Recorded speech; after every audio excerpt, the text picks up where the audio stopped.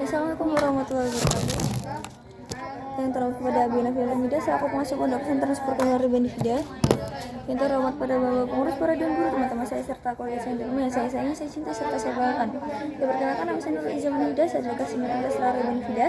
Dan jadi hari ini saya akan mempresentasikan pertanyaan majelis saya yang berjudul tentang pelajaran IPA yang berjudul tentang sistem peredaran manusia bagian 1. Nah, jadi cabang yang pertama yaitu ada jenis atau macam-macam dari peredaran darah serta fungsinya. Nah, jadi fungsi dari peredaran darah ialah untuk mengangkat nutrisi, oksigen, hormon, serta senyawa kimia. Nah, terus di dalam peredaran darah itu terdapat jaringan ikat yang berwarna yang berwujud cair sehingga lalu dan mempunyai yang tersusun atas dua komponen utama. Nah, yakni plasma darah dan elemen seluler. Nah, plasma darah ialah cairan ekstraseluler yang mengandung zat-zat larut. Sedangkan kalau elemen seluler itu tersusun atas sel-sel darah. Sel-sel darah merah. Nah, lanjut. Terus di sini ada susunannya. Nah, jadi 55% darah manusia itu 55%-nya itu terdiri plasma darah, sedangkan 45%-nya itu adalah sel-sel darah. Nah, dalam plasma darah itu terdapat 91,5% air atau H2O, lalu 8,5% zat-zat terlarut. Nah, terus habis itu di sini ada jenisnya darah. Nah, jenis darah itu ada 4. Yang pertama tadi kan plasma darah, yang kedua sel darah merah. Nah, jadi sel darah merah ialah atau eritrosit itu adalah darah yang tidak mempunyai inti sel. Nah, satu tetes darah merah itu setara dengan 4 sampai 5 juta sel darah merah atau ya pokoknya itu.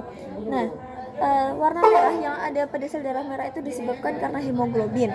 Lanjut, yang ketiga ini ada sel darah putih. Nah, jadi sel darah putih atau leukosit ialah sel darah yang memiliki sifat ameboid atau dan punya inti sel.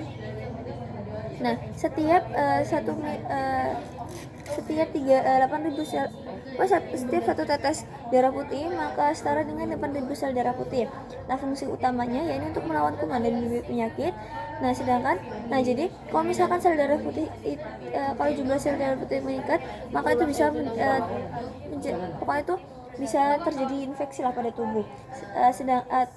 Yang dinamakan dengan leukemia, yakni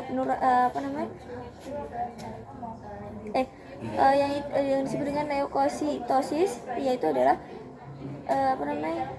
darahnya itu lebih dari 9.000 sel. Sedangkan kalau misalkan kurang dari 6.000 maka disebut dengan leukopenia. Lanjut, yang terakhir yaitu ada keping darah. Nah, jadi keping darah ialah atau trombosit ialah darah yang tidak berinti dan tidak bergranula atau dan bergranula atau memiliki bentuk yang macam-macam. Nah, jumlah keping darah dalam pada orang dewasa mencapai 200.000 hingga 500.000. Nah, akan tapi keping darah itu kayak punya umur yang singkat, yakni 5 sampai 9 hari doang. Nah, ini tuh sel darah keping darah itu juga atau trombosit itu juga disebut sel darah pembuku. Karena misalkan kalau kita tuh karena terjadi luka pada tubuh kita, nah nanti tuh keping darah itu bakal nempel di luka tersebut biar nanti lukanya tuh kayak beku, akhirnya nanti sembuh. Itu lama-lama jadi sembuh gitulah. Lanjut, yang kedua yang menjelaskan tentang jantung. Nah, jantung dalam peredaran darah berperan untuk memompa darah agar dia itu bisa mengalir ke seluruh tubuh. Nah, jantung sendiri memiliki 4 ruangan, yakni serambi kiri dan serambi kanan atau atrium kiri dan atrium kanan yang terletak di bagian atas jantung. Sedangkan terus ada juga bilik kiri dan bilik kanan atau ventrikel kiri dan ventrikel kanan yang terletak di sebelah bagian bawahnya jantung. Nah, lanjut. Nah, prosesnya yaitu adalah jadi darah pertama kali masuk itu akan masuk ke serambi kanan. Oleh karena itu serambi kanan itu banyak mengandung CO2. Nah, terus dia itu akan melewati katup menuju bilik kanan melewati katup tricuspidalis untuk menuju bilik kanan, biar dia tuh nggak balik lagi ke serambi kanan. Lanjut. Nah, habis itu dia tuh bakal dibuang ke bilik kanan melewati arteri pulmonalis menuju paru-paru agar CO2 dalam darah itu bisa terlepas. Nah, di proses itu terjadi pengikatan sehingga terjadi pengikatan O2 yang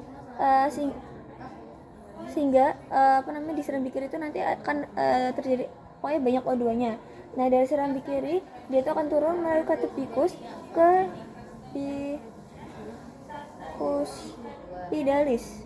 biccuspidalis menuju ke bilik kiri, lalu dia itu akan mengalir ke seluruh tubuh. Nah, terus yang terakhir yaitu adalah pembuluh darah. Nah, jadi pembuluh darah itu dapat dibedakan menjadi 3 bagian, yakni pembuluh kapiler, pembuluh balik atau pembuluh vena, dan pembuluh nadi atau arteri. Nah, jadi yang pertama itu di pembuluh kapiler. Nah, jadi pembuluh yang pertama itu di pembuluh nadi atau arteri. Nah, jadi pembuluh nadi itu arteri itu akan mengalir keluar jantung, fungsinya itu untuk mengalirkan darah keluar jantung, dan isinya itu adalah darah yang mengandung oksigen kecuali pembuluh arteri. Nah, terus yang kedua yaitu ada pembuluh balik atau vena. Nah, dia itu berperan untuk mengalirkan darah untuk masuk ke jantung. Isinya ialah darah yang mengandung oksigen kecuali vena pulmonalis ya. Lanjut, yang terakhir itu adalah pembuluh kapiler. Jadi pembuluh kapiler ya ini adalah ujung arteri dan vena yang bercabang menjadi pembuluh-pembuluh kecil dengan gas-gas karbon dioksida. Oke, sekian presentasi dari saya. Mohon maaf segala salah kata. Wabillahi taufiq wal hidayah. Wassalamualaikum warahmatullahi wabarakatuh.